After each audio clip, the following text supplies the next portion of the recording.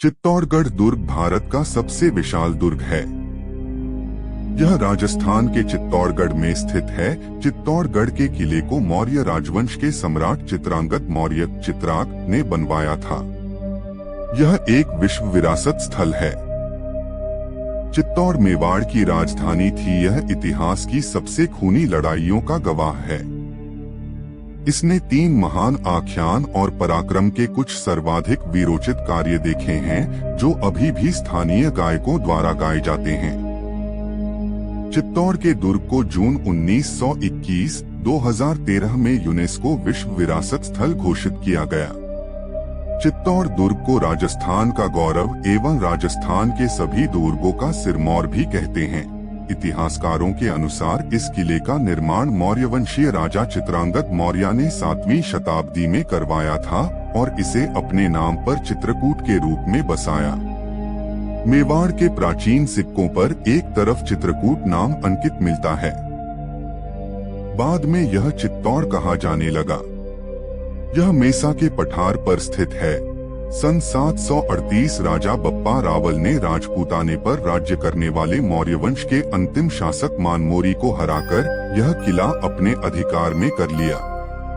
फिर मालवा के परमार राजा मुझ ने इसे गुहिलवंशियों से छीनकर अपने राज्य में मिला लिया।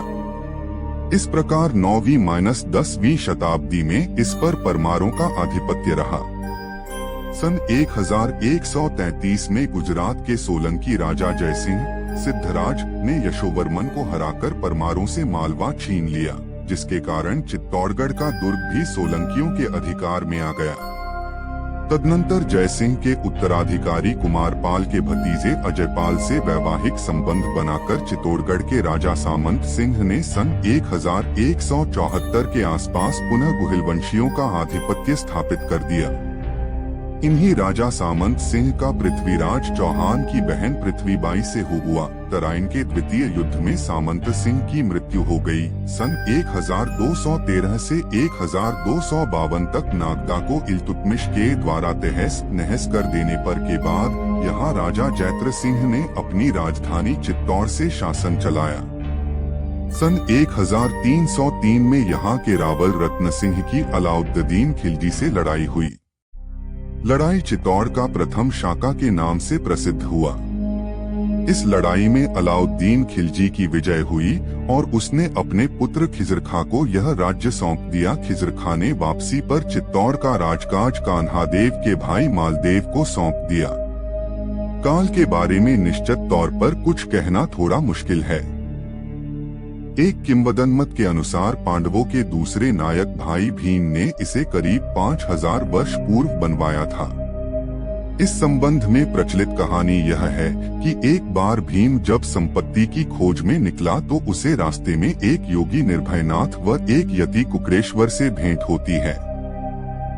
भीम ने योगी से पारस पत्थर मांगा, जिसे योगी इस शर्त पर देने को राजी हुआ कि वह इस पहाड़ी स्थान पर रातों रात एक दुर्ग का निर्माण करवा दे।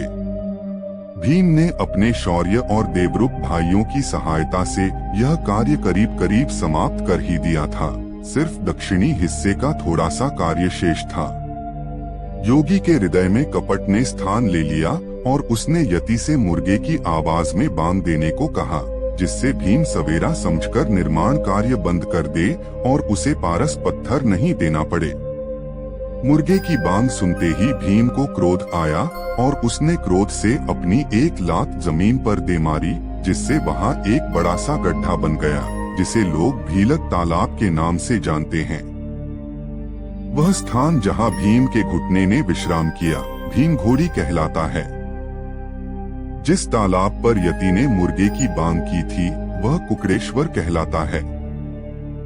बप्पा रावल के वंशज जो सिसोदिया राजवंश, जो कि गुहिल वंश की ही एक शाखा है, के संस्थापक राणा हमीर ने पुनः मालदेव से यह किला हस्तगत किया। हमीर बड़ा पराक्रमी और दूरदर्शी था। उसने यहाँ 50 वर्षों तक बड़ी योग्यता से शासन करते हुए अपने राज्य का विस्तार किया। उसी के प्रयत्नों से चित्तौड़ का गौरव पुनः स्थापित हो सका और रोड राज्य द्वारा स्थापित किया। सन 1538 में चित्तौड़ पर गुजरात के बहादुर शाह ने आक्रमण कर दिया। इस युद्ध को मेवाड़ का दूसरा शाका के रूप में जाना जाता है। सन 1567 में मेवाड़ का तीसरा शाका हुआ, जिसमें अकबर ने चित्तौड़ पर चढ़ाई कर दी थी। ये सब मुस्लिम आक्रमण चित्तौड़गढ़ की सांस्कृतिक विनाश का मुख्य कारणों में से एक है। तीसरे शाके के बाद ही सन 1559 में महाराणा उदयसिंह ने मेवाड़ की राजधानी चित्तौड़ से हटाकर अरावली के मध्य पिछोला झील के पास स्थापित कर दी, जो आज उदयपुर के नाम से जाना जाता है। पहला जौहर रावल रतन सिंह के शासनकाल अलाउद्दीन खिलजी के आक्रमण के समय 1303 में रानी पद्मिनी रघुवंशी के नेतृत्व जौहर किया गया। दूसरा जौहर राणा विक्रमादित्य के शासनकाल में सन 1534 में गुजरात के शासक बहादुर शाह के आक्रमण के समय में रानी कर्णवती के नेतृत्व में 8 मार्च 1534 हुआ। तीसरा जौहर राणा उदयसिंह के शासनकाल में अकबर के आक्रमण के समय 25 फरवरी 1568 में पत्ता सिसोदिया की पत्नी फूल कंवर के नेतृत्व में जौहर किया गया। अगर आपको यह वीडियो अच्छी लगी हो तो आप हमारे YouTube चैनल को लाइक, कमेंट, सब्सक्राइब जरूर करें। धन्यवाद।